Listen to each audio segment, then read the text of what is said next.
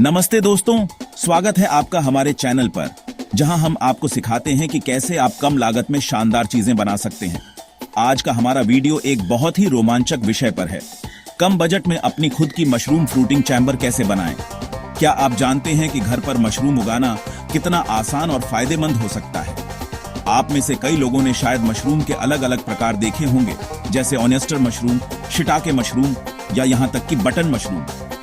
ये सभी स्वादिष्ट होते हैं और इनमें कई पोषक तत्व भी होते हैं, लेकिन इन्हें घर पर उगाने के लिए आपको एक खास वातावरण की जरूरत होती है और यहीं पर फ्रूटिंग चैम्बर काम आता है।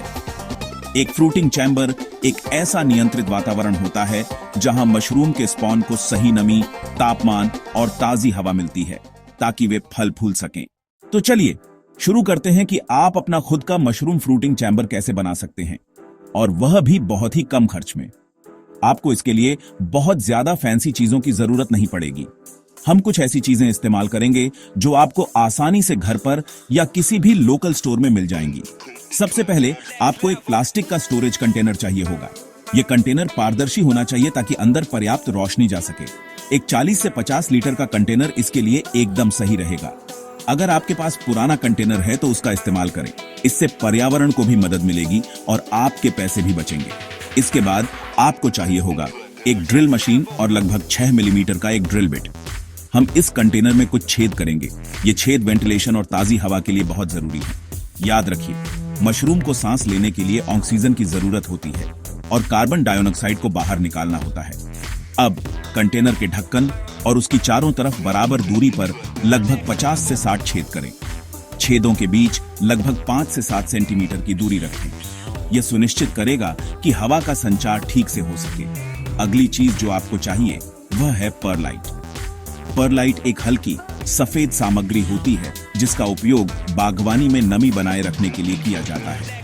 यह पानी को सोख लेता है और धीरे धीरे उसे छोड़ता रहता है, जिससे चैम्बर के अंदर सही नमी बनी रहती है। आपको लगभग 2 से 3 किलो परलाइट की जरूरत पड़ेगी। परलाइट को अच्छी तरह से धो लें ताकि उसमें कोई धूल या अशुद्धि न रहे। फिर इसे पानी में भिगो दें।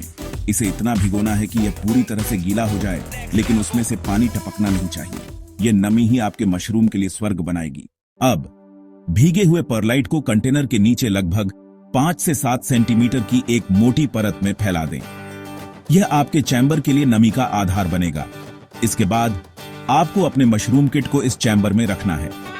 हमने डिस्क्रिप्शन में एक लिंक दिया है जहां से आप बहुत ही किफायती दरों पर उच्च गुणवत्ता वाले मशरूम किट खरीद सकते हैं। वहां आपको ऑयस्टर, शिटाके और अन्य कई तरह के मशरूम किट मिलेंगे। खरीदने के लिए लिंक पर क्लिक करें और अपनी मशरूम की यात्रा शुरू करें। अपने मशरूम किट को फ्रूटिंग चैम्बर में परलाइट के ऊपर रखें। अगर आपके पास एक से ज्यादा किट हैं, तो उन्हें इस तरह से रखें कि उनके बीच थोड़ी जगह हो ताकि हवा का संचार ठीक से हो सके। चैम्बर का ढक्कन लगा दें। अब आपका फ्रूटिंग चैम्बर लगभग तैयार है। लेकिन रुकिए, अभी कुछ और बातें हैं जिनका ध्यान रखना जरूरी है। पहला, रोशनी। मशरूम को फलने फूलने के लिए सीधी धूप की जरूरत नहीं होती, लेकिन उन्हें रोशनी की पहचान होती है। उन्हें पता होना चाहिए कि ऊपर कौन सी दिशा है ताकि वे उसी तरफ बढ़ सकें। अपने चैम्बर को किसी ऐसी जगह पर रखें जहां पर्याप्त अप्रत्यक्ष रोशनी आती हो, जैसे खिड़की के पास, लेकिन सीधे धूप में नहीं। दूसरा, हवा। आपको अपने चैम्बर को दिन में कम से कम 2 से 3 बार खोलकर कुछ देर के लिए हवा देनी होगी। इसे फैनिंग कहते हैं। आप ढक्कन को हटाकर कुछ मिनटों के लिए छोड़ सकते हैं या फिर एक छोटा पंखा चलाकर चैम्बर के आसपास की हवा को सर्कुलेट कर सकते हैं। यह ताजी हवा मशरूम के लिए बहुत जरूरी है और कार्बन डाइऑक्साइड को बाहर निकालती है। तीसरा, नमी।